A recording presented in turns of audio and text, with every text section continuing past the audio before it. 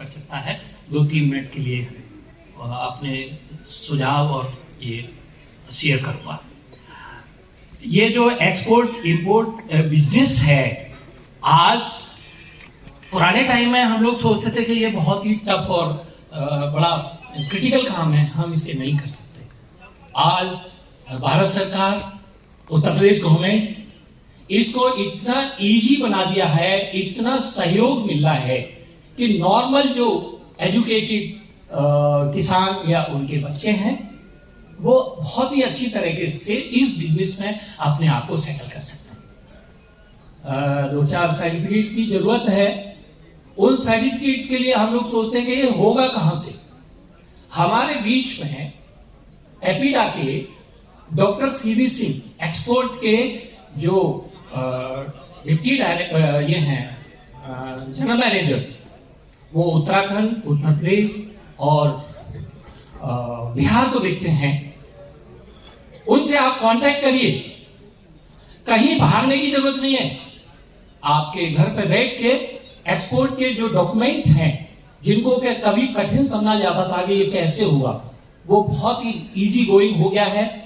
और पिछले 5 साल के छोटे से अनुभव में मैं आपको बताना चाहता हूं कि सर, इस इंडिया के 37-97 आलू जो कि हमारे पूरे घर घर में इंडिया में खाया जाता है, और एक साल उसका पैसा बहुत अच्छा मिलता है और दूसरी साल तीसरी साल में जाके वो बिक जाता है, किसान को पैसा नहीं मिल पाता। आज बाहर की कंट्रीज में इसकी डिमांड डेवलप हुई है और मैं उसका विटनेस हूं कि हमने 2 कंटेनर 37-97 पोटैटो साउथ अमेरिका के गुआना कंट्री एक्सपोर्ट किया है, अलीगढ़ से।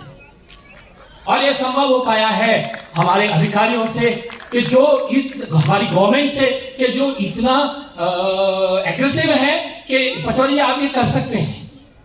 बहुत ही सहयोग उनका मिला। मैं 2-3 इसके जो रिक्वायरमेंट होती हैं सर्टिफिकेट की, वो शॉर्ट में आपको बताता हूं। सबसे पहले आप अगर एक्सपोर्ट का बिजनेस करना चाहते हैं तो एक एमएसएमई रजिस्ट्रेशन है, जो आपके डिस्ट्रिक्ट में एमएसएमई अधिकारी हैं वहीं से आपको मिल जाएगा। कहीं भाग दौड़ करने की जरूरत नहीं है, सारा ऑनलाइन पोर्टल है, कहीं किसी ऑफिस में जाके अप्रोच करने की जरूरत नहीं है। उसके बाद आपको शॉप एंड रजिस्ट्रेशन एक्ट में भी रजिस्टर्ड कराना पड़ेगा अपने आप को, जो कि अगर यहाँ एपीओ बैठे हैं तो उनके पास सारे लाइसेंस है, उनको अलग से कोई लाइसेंस की जरूरत नहीं है। लेकिन इंडिविजुअल अगर कोई फार्मर इसको करना चाहता है तो इन चीजों की उनको जरूरत होगी। नो ऑब्जेक्शन सर्टिफिकेट, ये भी व्यापार को शुरू करने के लिए आपको रिक्वायरमेंट होगी। जीएसटी रजिस्ट्रेशन, एपीओ के पास सारे लोगों के पास है, बिजनेसमैनों के पास है। अगर ये किसान आप करना चाहते हैं तो इसकी जरूरत है। मिनिस्ट्री ऑफ ये जो है कॉर्पोरेट अफेयर, इसमें भी आपको अप्लाई करना होगा। और एक जो है आईईसी कोड, ये भी आपको सेंट्रल गवर्नमेंट से लेना पड़ेगा।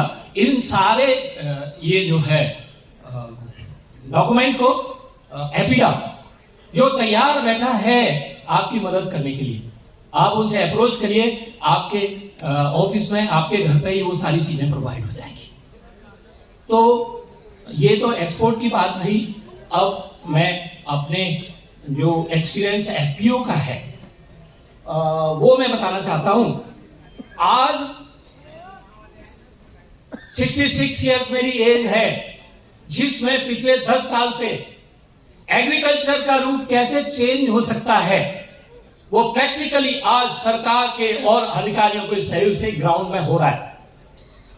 बहुत बड़ा अमाउंट गवर्नमेंट ने बांटा है हम लोगों को इंफ्रास्ट्रक्चर डेवलप करने के लिए, जो कि रूरल एरिया में है। आपको रूरल में ही आपके घर के पास ही सीड का जो इशू है वो दूर हो रहा है। 100 एफपीओ को 60 lakh into 60 crore rupees government ने दिया है और वो इंफ्रास्ट्रक्चर पूरे यूपी में डेवलप हो चुका है। उसके बाद सीड की समस्या वहां से खत्म हो जाएगी। मार्केट हम पूरे इंडिया के एफपीओ ही अपने आप में इतना बड़ा मार्केट है कि सारे भारतवर्ष के एफपीओ अगर हम आपस में ही बिजनेस करना शुरू कर दें, मैं समझता हूं कि अलग से कोई रिक्वायरमेंट नहीं होगी कि हमारा यार हम अपने आइटम्स को, हम अपनी चीजों को कहां बेचें। और ये इसकी तरफ हम बढ़ चुके हैं और कई एफपीओज ने आपस में मिलकर उस सीड प्लांट का फायदा उठाया है। जिन लोगों के पास प्लांट नहीं थे उन्होंने अपनी प्रोसेसिंग करवाई, उन्होंने अपने मार्केट में सीड उतारे, और जो नहीं उतार सकते थे उन्होंने हमसे सीड खरीदा। हमसे नहीं, सारे एफपीओ से सीड खरीदा जो प्रैक्टिकली ग्राउंड में कर रहे हैं।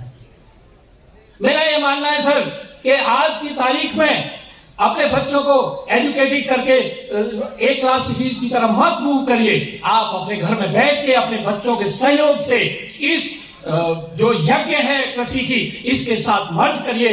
कोई डाउट नहीं है सर कि ये आगे 2, 4, 6, 10 साल में आपका बच्चा इतना अच्छा सेटल हो सकता है इस बिजनेस में। एक बर्डन सरकार के ऊपर कि हमने क्वालिफिकेशन की, हमारा हायर क्वालिफिकेशन हो गया, अब बोला हमें जॉब दीजिए। अरे ये जॉब है, आप जॉब लेने वाले मत बनिए, आप जॉब देने वाले बनिए। मैं 20 लोगों को रोजगार दिया हुआ है। मैं मींस मेरा एफपीओ, हमारा एफपीओ, जिसमें 1500 किसान उसका बेनिफिट उठा रहे हैं।